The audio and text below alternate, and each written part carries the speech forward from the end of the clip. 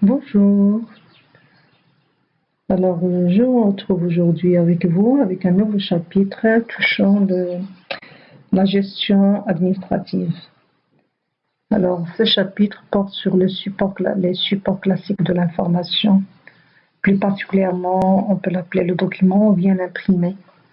Avant d'entamer l'explication, à titre de rappel, une information est un ensemble de données, comme vous le savez, et ayant du sens, un ensemble de données ayant du sens. Elle enrichit la connaissance, aide à prendre des décisions, répond à des objectifs ou des besoins. Lorsqu'on a l'information, on peut en avoir plusieurs. Il faut la garder l'information qui vous intéresse. Pour la garder, il vous faut un support papier ou bien un support numérique. Il faut l'organiser. Il faut savoir comment l'organiser sur ce support. Alors, c'est ce qui fait l'objet de notre chapitre d'aujourd'hui. On commence par le support classique de l'information qui est l'imprimé sur papier. Alors, c'est quoi l'imprimé? Ou bien, c'est quoi le document? Alors, le document, il est constitué d'un ensemble d'informations structurées. Et c'est un support qui contient des informations et qui permet de regrouper un système d'informations. Il peut être soit privé, lorsqu'il n'est utile que pour son auteur, par exemple, un imprimé sur le personnel, un imprimé du personnel, il est consacré pour une entreprise X, donc ça ne regarde que cette entreprise. Soit collectif, et dans ce cas-là, il est partagé pour un groupe précis ou public, lorsque ces destinataires ne sont pas connus. Par exemple, c'est par exemple un club ou bien une entreprise qui diffuse un imprimé en ligne, par exemple, et qui permet de collecter des informations pour des personnes qui veulent être abonnées, soit pour un club, soit s'inscrire dans une école ou bien dans un concours. Donc là, c'est collectif, il regroupe, c'est une chaîne documentaire. Donc il y a documents privés et documents collectifs.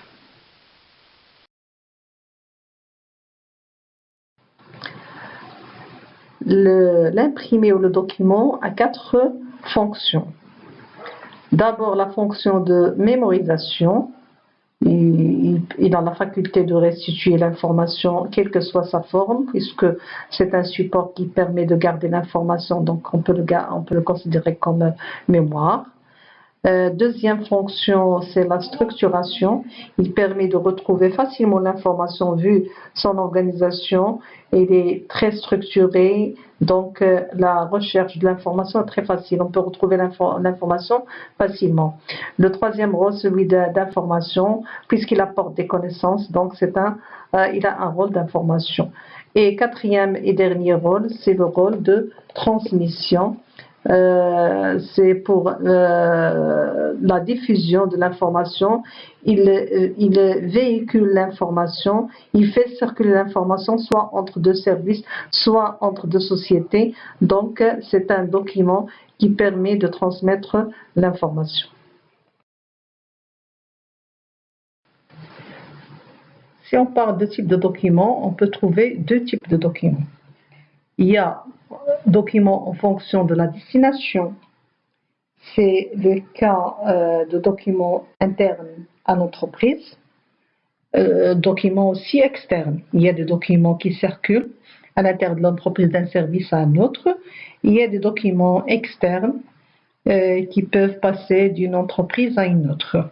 Et en fonction aussi de la circulation, documents de position, comme son nom l'indique, il est posé. C'est un document de stockage de l'information dont la vocation est de rester dans le service. Il ne bouge pas de service. La personne qui veut consulter le document, il vient sur place, il consulte le document, il peut travailler avec, il peut le remettre à sa place. C'est le cas ici de signalisation, il faut signaler pour le trouver facilement.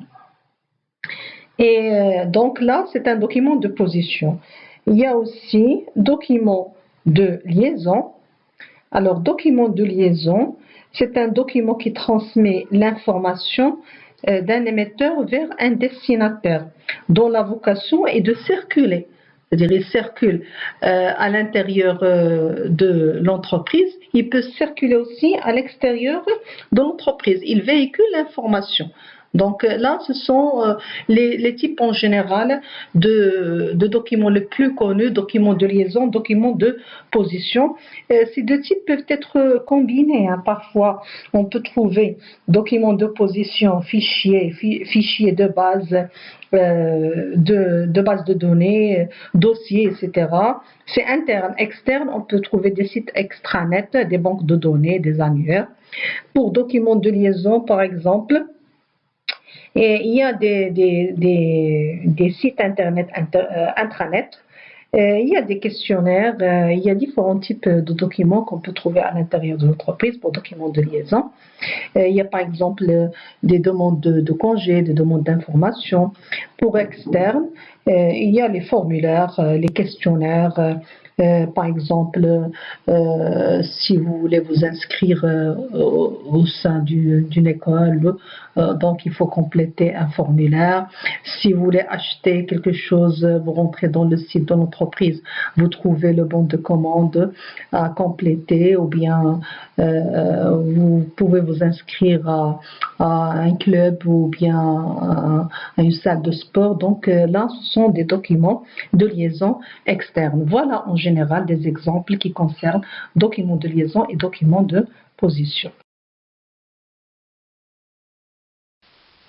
Afin de présenter un imprimé correctement, il y a deux éléments auxquels il faut faire attention.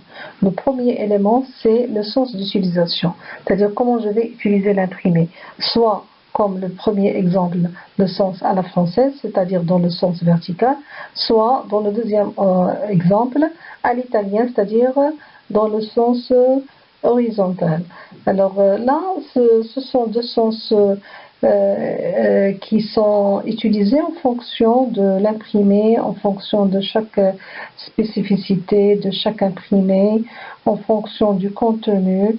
Parfois, les documents qui ont une présentation à l'italienne, ce sont des documents qui comportent des tableaux à plusieurs colonnes.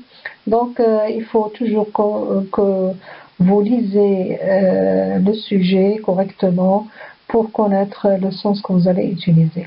Le deuxième point auquel il faut faire attention, c'est le format. Il y a différents types de formats, de A1 jusqu'à A7, du plus grand au plus petit. Mais le format le plus utilisé, qu'on appelle format standard, c'est le format A4. Il est le plus utilisé, il est de 21 fois 29,7 cm. C'est un format standard.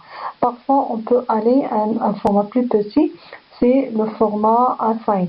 Le format A5, c'est comme si vous prenez la feuille dans le sens du vertical, vous la pliez en deux. Si je plie dans le sens du vertical, c'est 29,7 que je divise par 2.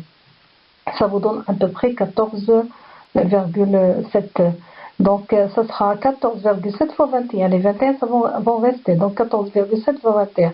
Donc, à chaque fois, lorsque je diminue, je divise par 2. Je divise le chiffre le plus grand par 2. Et si je veux augmenter, par exemple, à 4, je peux passer à 3 parce qu'à 3, c'est plus grand qu'à 4. Je multiplie. Je multiplie quoi? Je multiplie le plus petit. 42, 21 fois 2, ça me donne 42. C'est 29,7 fois 42 pour A3. Mais ne vous cassez pas la tête. En général, le document le plus utilisé, c'est le document sur le format A4, qui est le plus utilisé dans les administrations.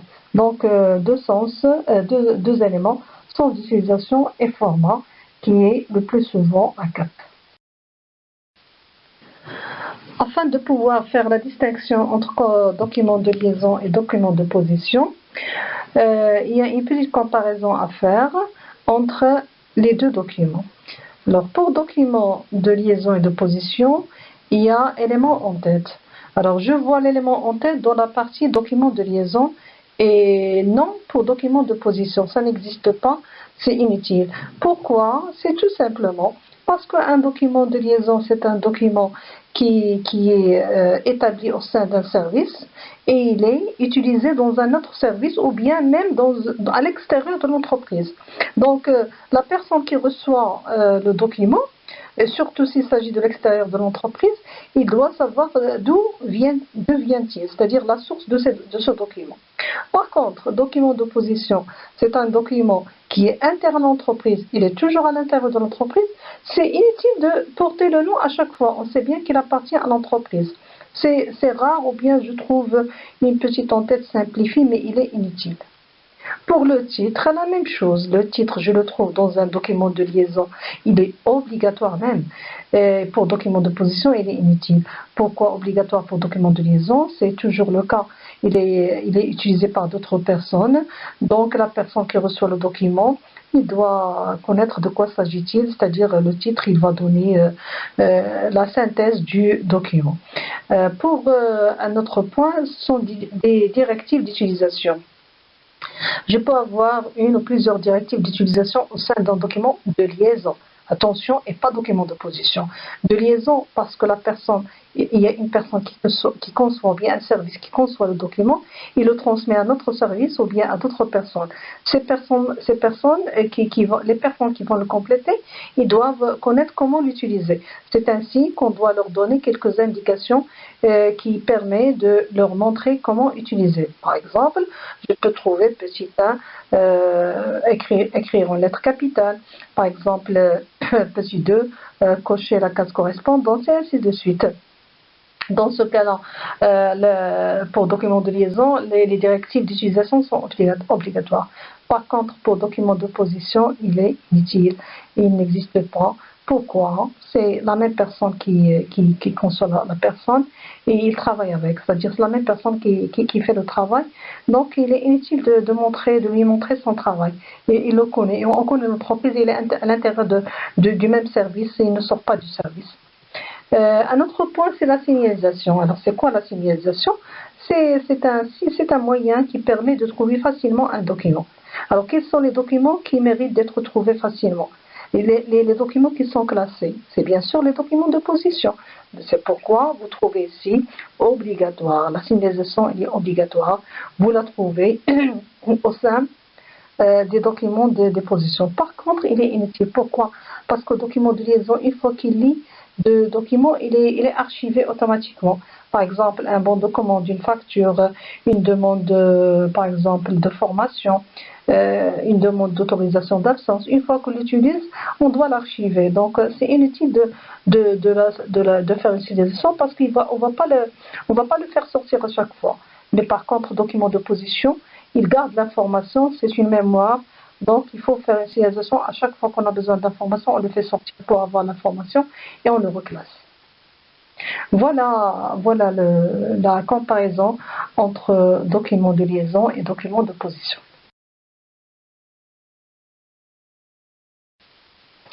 Pour démontrer ce qu'on vient de dire, j'ai choisi un exemple d'un document de liaison, un document de position.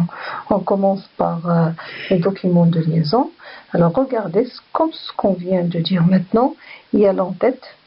Alors ici, c'est un bulletin d'inscription, c'est-à-dire qu'il sort de l'entreprise, il y a quelqu'un qui va prendre le bulletin, il va le compléter chez lui par exemple. Donc on a besoin d'une adresse ici, parce que l'entête, ça peut être simplifié s'il circule tout simplement à l'intérieur de l'entreprise, mais s'il sort de l'entreprise, l'entête doit être détaillée.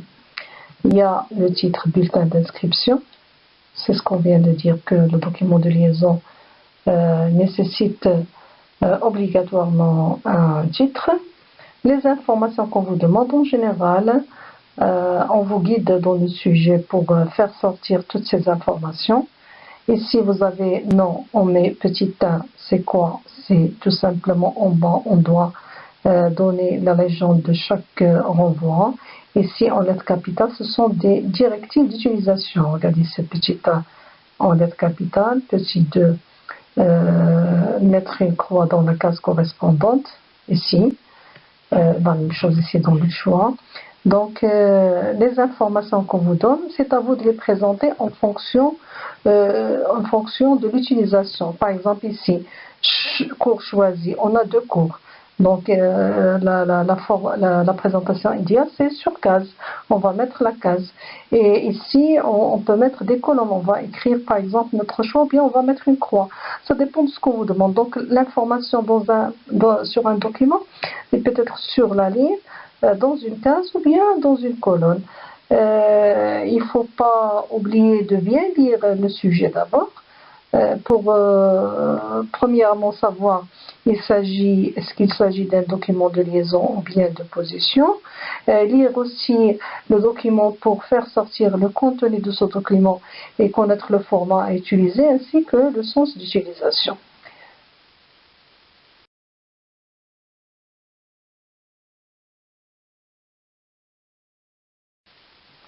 Deuxième exemple, j'ai pris un extrait d'une fiche du personnel.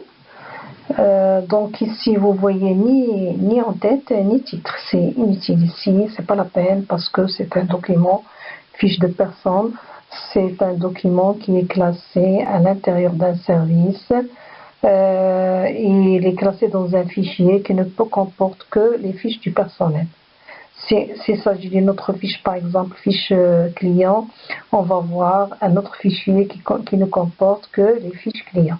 Donc ici, un extrait des fiches du personnel.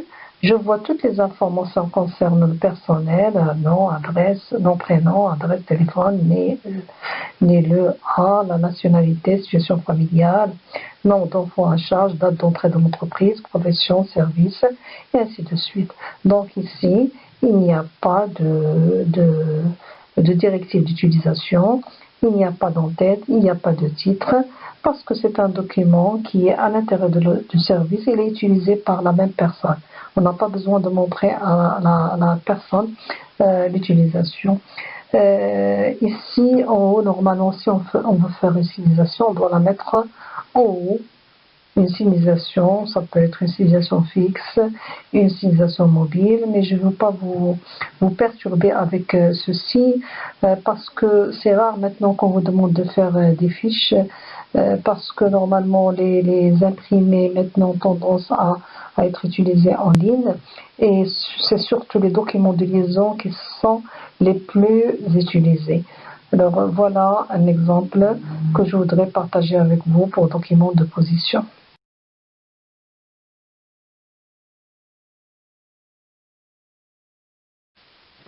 Pour terminer, je voudrais récapituler avec vous.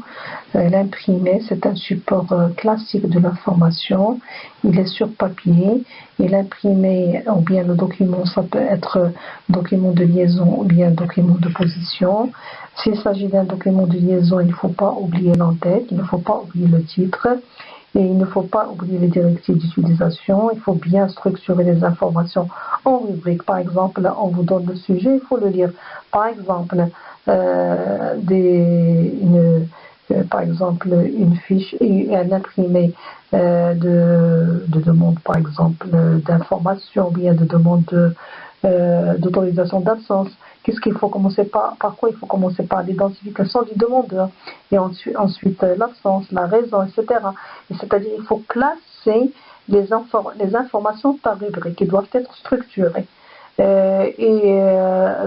L'imprimé demande une bonne présentation, les sous-titres, s'il y a des sous-titres à mettre en gras, à les présenter correctement. Et voilà, j'espère que c'est assimilé, l'imprimé est assimilé par la majorité. Je reste toujours à votre disposition au cas où vous avez des questions. N'hésitez pas à me les notifier. Je vous remercie pour votre attention et à la prochaine. Ciao.